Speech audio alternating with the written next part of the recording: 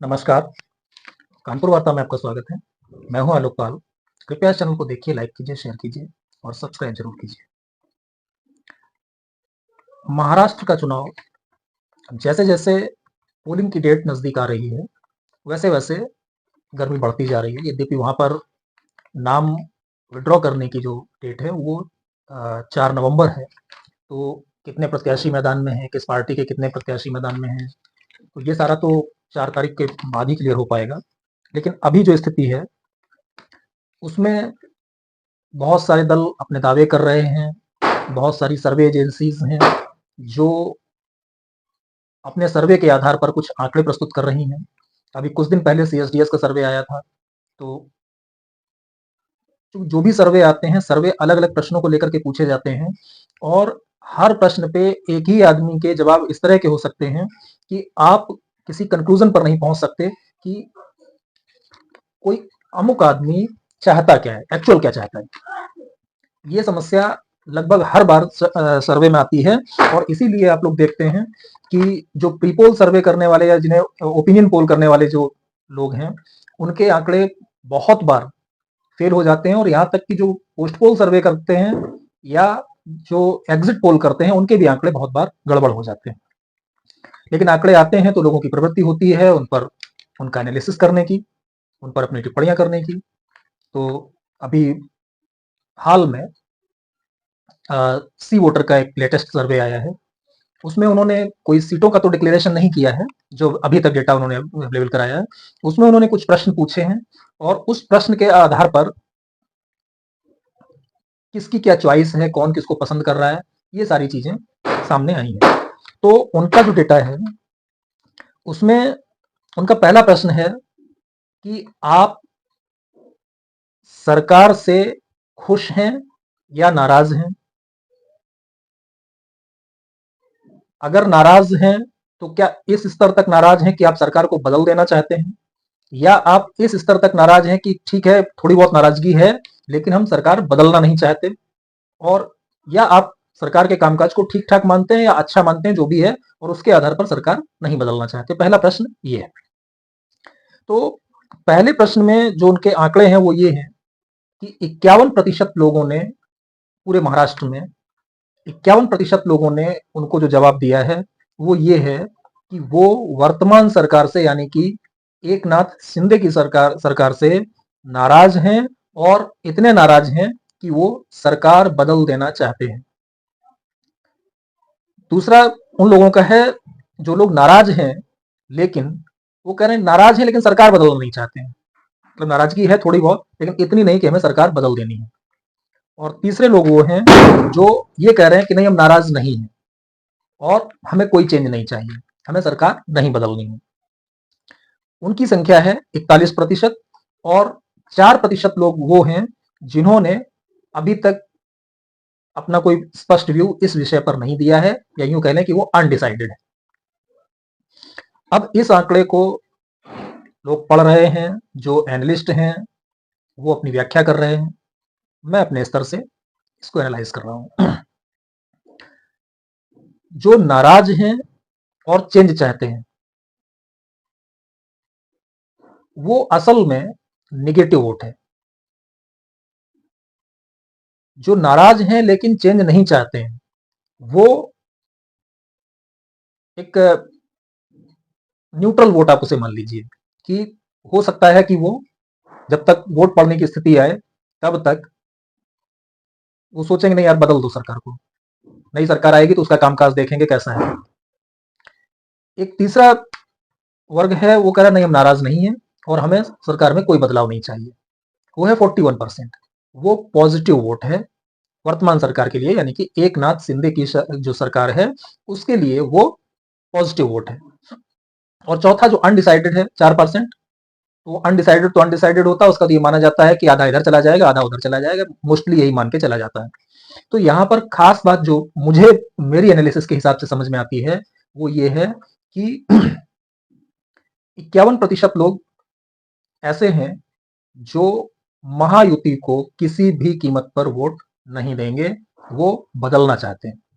लेकिन इसका ये मतलब नहीं है कि वो महाविकास अघाड़ी को ही वोट देना चाहते हैं। इस फर्क को समझना बहुत जरूरी है। वो महायुति को वोट नहीं देंगे, ये कंफर्म है 51% में, जो कह रहे हैं कि नहीं, हम सेटिस्फाइड नहीं है सरकार के कामकाज से, हम सरकार से नाराज हैं और हम इसे बदलना चाहते हैं। वो बीजेपी को वोट नहीं करेंगे, शिवसेना को वोट नहीं करेंगे, मतलब जो शिंदे के नेतृत्व में है, वो एनसीपी को वोट नहीं करेंगे जो अजित पवार के नेतृत्व में है। लेकिन वो महाविकास अघाड़ी के 3 दलों में से किसी को ही वोट करेंगे, ये भी निश्चित नहीं है। ज्यादातर उन्हीं उसी को करेंगे, लेकिन सारे के सारे 51% उसके पक्ष में जाएंगे, ऐसा नहीं है। दूसरा जो वर्ग है 4% लोगों का, जो कह रहा है मैं नाराज तो हूं, बट मैं इस स्तर तक नाराज नहीं हूं कि सरकार को चेंज कर दूं, तो वो 50-50 की स्थिति में वो भी आ जाएगा। यानी कि 2% वो लोग महायुति को वोट कर सकते हैं और 2% नहीं कर सकते हैं। असमंजस की स्थिति में उनको मान के आप चलिए, जो अनडिसाइडेड वाले उनका भी वही हाल है। तो अब अगर आप पॉजिटिव वोट देखेंगे तो पॉजिटिव वोट यहां पर हो जाता है 45% और नेगेटिव वोट हो जाता है 55%। लेकिन 55% वो सारा का सारा जो दूसरा मजबूत पक्ष है उसी के साथ चला जाएगा, इसकी संभावना ना के बराबर है, और बल्कि आप उसे असंभव मानिए, क्योंकि हर सीट पर बहुत सारे ऐसे प्रत्याशी खड़े होते हैं जिनका क्षेत्र में प्रभाव होता है, जिनके किसी पॉलिटिकल पार्टी से संबंध होते हैं, बहुत सी वहां पे छोटी छोटी पॉलिटिकल पार्टीज होंगी, उनके कैंडिडेट होंगे, बहुत से निर्दलीय लोग होते हैं, प्रभावशाली होते हैं, लोगों के काम उन्होंने करवाए होते हैं, उनको वोट मिलता है।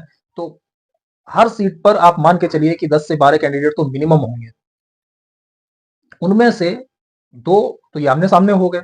इसके अलावा इन 2 के अलावा जो बचे हुए कैंडिडेट होंगे 3, 4, 5, यानी कि कम से कम संख्या में 3 और 4, 5 तक भी हो सकते हैं, जो मतलब भर का वोट ले जाते हैं। कोई 10,000 वोट ले जाएगा, कोई 12,000 ले जाएगा, कोई 20,000 ले जाएगा, इस तरह वाले। और बाकी जो 2,000, 1,500, 5,000 वाले तो कई हो सकते हैं। तो यानी कि अगर आप तुलना करेंगे तो आप ये पाएंगे कि एक तरफ 45% वोट है, तो दूसरी तरफ वो वोट हो सकता है 40 के भी नीचे चला जाए। आमतौर पर ऐसा देखा गया है, हरियाणा का ही उदाहरण ले लीजिए कि बाइपोलर इलेक्शन था और 2 पार्टियों के बीच में, कांग्रेस और बीजेपी के बीच में 80% वोट पड़ा, लेकिन 20% दूसरे लोग ले गए। और यहां पर भी जो 45% की मैं बात कर रहा हूं कि महायुति के लिए पॉजिटिव 45% है, तो 45 जरूरी नहीं 45 उनको मिल ही जाए, उसमें भी 1-2%, 3% तक कम हो सकता है। तो ये स्थिति भी आ सकती है कि महायुति को हो सकता है कि 40-41% ही मिले और दूसरी तरफ जो महाविकास अघाड़ी है उसको 40 से नीचे मिले, या ये हो सकता है कि महायुति को 40 से कुछ नीचे हो जाए और महाविकास अघाड़ी को 40 के आसपास आ जाए। तो अभी तक जो स्थिति है इसके आधार पर उसमें ये कहा जा सकता है कि महायुति को एज है, मुझे बिल्कुल क्लियर एज दिखाई दे रहा है, क्योंकि जो पॉजिटिव वोट है उसके कटने की संभावना कम है और नेगेटिव वोट किसी एक को ही के पक्ष में जाएगा, इसकी संभावना लगभग ना के बराबर होती है। दूसरा उन्होंने एक क्वेश्चन पूछा कि सरकार के काम को आप कैसा आंकते हैं, अच्छा आंकते हैं, औसत आंकते हैं या खराब आंकते हैं। तो यहां पर 53% लोगों ने कहा नहीं, सरकार काम अच्छा कर रही है। 22% ने कहा कि सरकार का काम एवरेज है, जैसे मोस्टली सरकारें करती है वैसा ही है, कोई बहुत एक्स्ट्रा ऑर्डिनरी नहीं है और बहुत खराब नहीं है। और तीसरा था वर्ग जिसने कहा नहीं नहीं सरकार का काम बहुत खराब है, कोई काम ही नहीं किया सरकार ने, उसका नंबर है 23। 1-2% लोग अनडिसाइडेड की स्थिति में रहे होंगे। तो अब यहां पर आप देखिए कि 53% लोग कह रहे हैं कि सरकार का काम अच्छा है और 51% कह रहे हैं कि हम सरकार से नाराज हैं, हमें सरकार बदलनी है।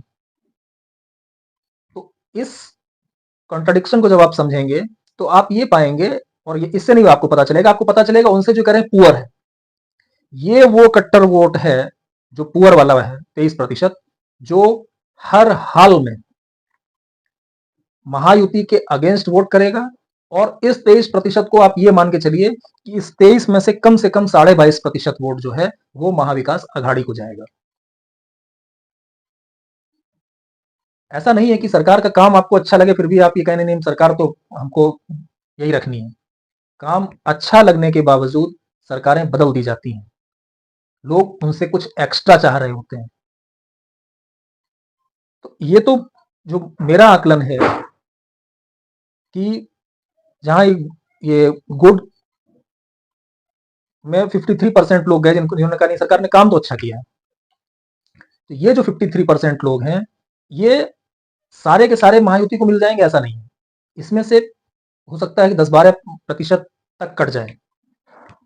जो एवरेज वाला है 22%, इसको आप 50-50 कर दीजिए कि 50 सरकार के पक्ष में जाएगा और 50 सरकार के अगेंस्ट जाएगा। तो अगर आप 53 में से 15% भी निकाल दो तो भी 38% बचता है, और एवरेज वाले में से 50% कर दीजिए, यानी कि 22% है, 22 का आधा कर दीजिए 11, तो 11% उसके साथ चला जाता है। तो यानी कि एक जो उसका कॉर्पस बनता है वो लगभग 49% का बनता है टोटल। लेकिन 49 पूरा मिल जाए ये संभव नहीं। मैंने बताया आपको कि कई सारे प्रत्याशी खड़े होते हैं, वो कुछ ना कुछ वोट ले जाते हैं। तो ये तो फाइनल डिसीजन तो आप सही पूछो तो 20 तारीख को वहां पे वोट पड़ना है, तो 20 को ही होना है। लोग घर से निकलते निकलते तक अपने प्लान बदल दिया करते हैं। तो मुझको लग रहा है कि महायुति को, यानी कि बीजेपी अलायंस को, वहां पर 42 से 44% के बीच वोट मिलने की संभावना दिख रही है, और एमवीए को वहां पर 38 से 41-42% के बीच में वोट मिलने की संभावना दिख रही है। इसको आप अगर पिछले चुनावों के आधार पर भी देखना चाहेंगे तो पिछले 2 चुनावों से आप देखिए आंकड़े। 2014 में कांग्रेस पार्टी को 18% वोट मिला था। 2014 में खास बात यह थी कि वहां पे 4 प्रमुख पार्टियां थी और चारों अलग अलग चुनाव लड़ी थी। जो जितनी सीट पर लड़ पाया, कांग्रेस मेरे ख्याल से सारी सीटों पर लड़ी थी, कुछ एक आध उसने छोटे मोटे गठबंधन पर रखे होंगे, 2-4-5 सीट छोड़ी होगी। बीजेपी ने कुछ, क्योंकि बीजेपी पहली बार महाराष्ट्र में, पूरे महाराष्ट्र में चुनाव लड़ रही थी, तो उसके जो मेंबर्स की कैंडिडेट्स की संख्या थी वो 288 से काफी कम थी। मेरे ख्याल से 230-35 के आसपास लड़ा था, नंबर मुझे याद नहीं, लेकिन 35-35 ने 250-50 के आसपास, क्योंकि 30-35 सीटें उसने करीब करीब छोड़ी थी। शिवसेना और एनसीपी का हमें याद नहीं ये लोग कितने कितनी सीटों पर लड़े थे, लेकिन अच्छे नंबर में ये भी लड़े थे। ओपन मार्केट है तो ओपन मार्केट में कोई कहीं भी जा सकता है। तो 2014 में 18% वोट मिला था कांग्रेस को, बीजेपी को 28% वोट मिला था, शिवसेना जो उस समय पर संयुक्त थी, तो शिवसेना को जो वोट मिला था वो था 19.5%, और एनसीपी को जो वोट मिला था वो था लगभग 17.5%। इस नंबर को थोड़ा सा ध्यान दीजिएगा। 2019 में जब चुनाव हुआ तो फिर से वहां पे 2 गठबंधन चुनाव लड़े। जो पहला गठबंधन था वो था कांग्रेस और एनसीपी का, और जो दूसरा गठबंधन था वो था शिवसेना और बीजेपी का। 2019 में कांग्रेस को जो वोट मिला वो मिला 16.1%। मैं यहाँ पे सीटों की बात नहीं कर रहा हूं, केवल वोट परसेंटेज की बात कर रहा हूं, वोट शेयर किसको क्या मिला। कांग्रेस को मिला 16.1% और एनसीपी को मिला 16.9%। यानी कि दोनों को अगर जोड़ दें तो 16, 16, 32 और 33% वोट इन दोनों को मिलाकर के मिला था। दूसरी तरफ बीजेपी और शिवसेना, इनका दोनों का अगर वोट जोड़ दें तो बीजेपी को मिला 2019 में 26.1 और शिवसेना को वोट मिला 16.6। तो इनका हो गया 42.7%, यानी मोटा मोटा हिसाब जोड़े तो लगभग 43%। तो एक गठबंधन को मिला 33% और दूसरे को मिला 43%, यानी कि 10% का डिफरेंस था विधानसभा चुनाव में दोनों गठबंधनों के बीच में। अब अभी स्थिति क्या बनी है? कांग्रेस अपनी जगह पर अखंडित है जैसी थी, बीजेपी अपनी जगह पर अखंडित है, लेकिन एनसीपी के 2 टुकड़े हो गए, एक कांग्रेस के साथ चला गया, एक बीजेपी के साथ चला गया, और शिवसेना के 2 टुकड़े हो गए, एक कांग्रेस के साथ चला गया, एक बीजेपी के साथ चला गया। अब यहां पर आप मोटा मोटा हिसाब ये लेकर के चलिए, जिस तरीके की वहां स्थिति है कि एनसीपी का लगभग 60% वोट उस शरद पवार के साथ जाएगा, यानी कि उनका जो वोट शेयर था लगभग 17%, तो 17 का 60% यानी कि 10% के आसपास वोट पूरे महाराष्ट्र का वो हो गया एनसीपी का। एनसीपी मतलब एनसीपी शरद पवार का, तो वो शरद पवार के साथ चला जाएगा। और शिवसेना का लगभग 60% वोट वो शिंदे के साथ जाएगा। तो शिंदे जो है वो शिवसेना का 60% ले जाएंगे। शरद पवार, ये मोटा मोटा आंकड़ा है, कोई भविष्यवाणी नहीं है, जो स्थितियां वहां पर हैं, और शरद पवार जो है वो एनसीपी का 60% ले जाए, तो एनसीपी का जो 60% है वो बनता है जाके कुल वोटों का 10% पूरे महाराष्ट्र के। और जो शिवसेना का 60% है वो बनता है जाकर के लगभग वो भी उतना ही 10 पर, चूंकि हाँ 16.6 था तो वो भी 10% के आसपास बनता है। यानी कि ये दोनों, शरद पवार और शिंदे, ये दोनों गठबंधनों को बैलेंस कर देते हैं।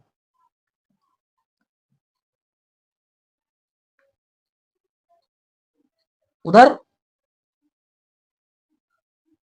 उद्धव ठाकरे और अजित पवार वो बैलेंस कर देते हैं।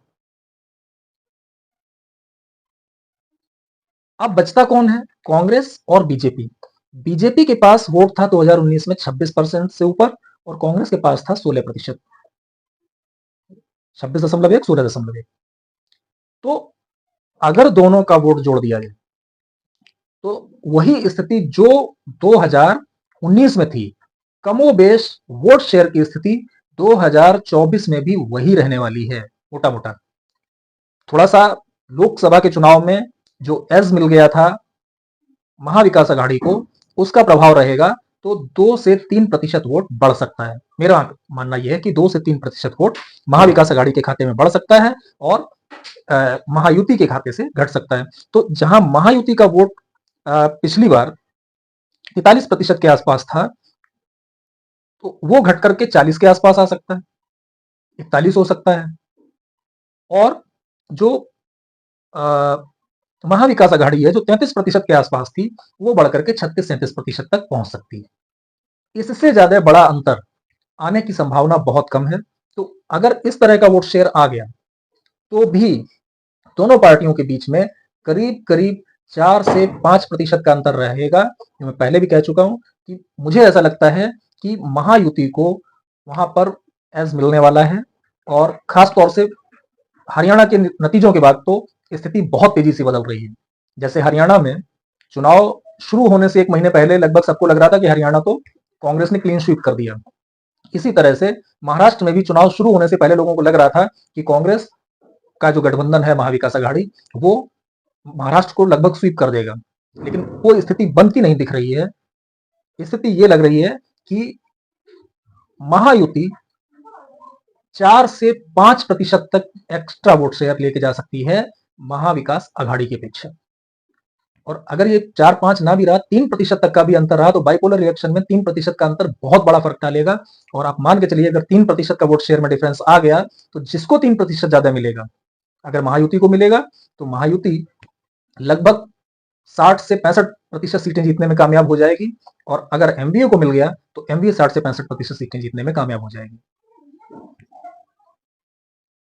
और जो सी वोटर का जो सर्वे आया है, उस सर्वे के आधार पर भी मुझे ऐसा लग रहा है कि चूंकि पॉजिटिव वोट जो होता है वो स्थिर होता है, और जो नेगेटिव वोट होता है वो बढ़ जाता है। तो मुझे वहां पर भी यही लग रहा है कि जो वोट शेयर का मैं अनुमान आपको बता रहा हूं उसी के आसपास रहने वाला है। आज की वार्ता में इतना ही। आपसे फिर से एक बार अनुरोध है कि इस चैनल को सब्सक्राइब जरूर कीजिए, नोटिफिकेशन बेल भी दबा दीजिए। कंटेंट ठीक लगे तो शेयर कीजिए। बहुत बहुत धन्यवाद। नमस्कार।